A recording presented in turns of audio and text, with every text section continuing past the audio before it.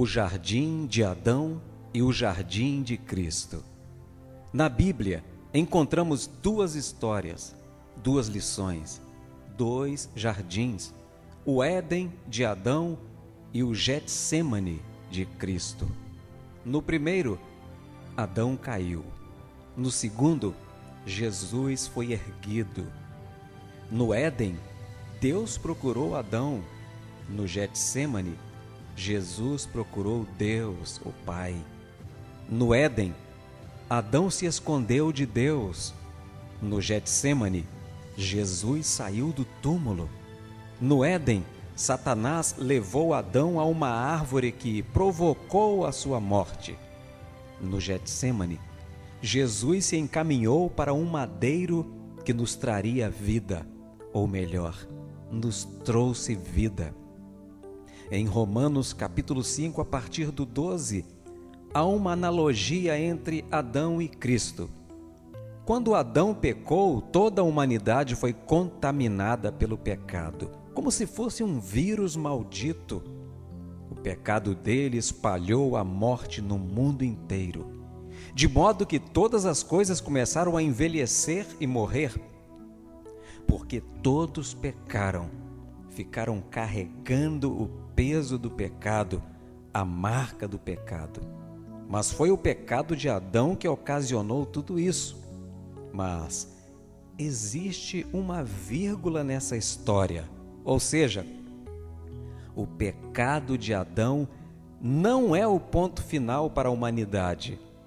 Adão trouxe a morte através do pecado, mas Deus nos preparou o que Ele tinha de melhor.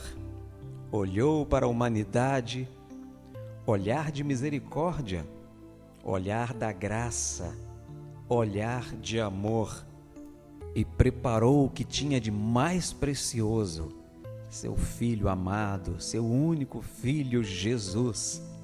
Porque Deus amou o mundo de tal maneira que deu seu único Filho, para que todo o que nele crê não pereça, mas tenha a vida eterna.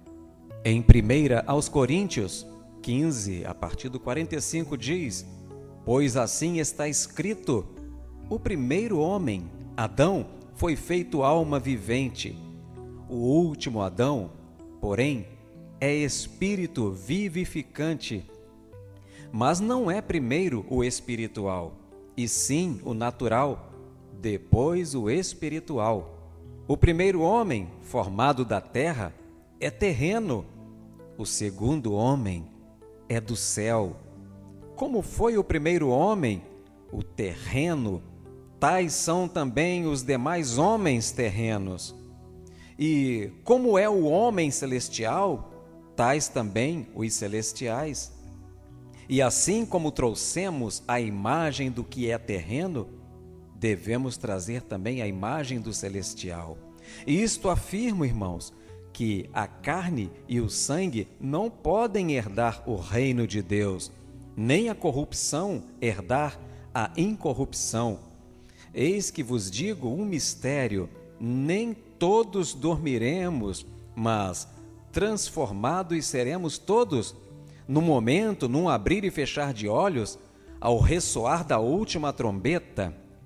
A trombeta soará, os mortos ressuscitarão incorruptíveis, e nós seremos transformados, porque é necessário que este corpo corruptível se revista da incorruptibilidade e que o corpo mortal se revista da imortalidade.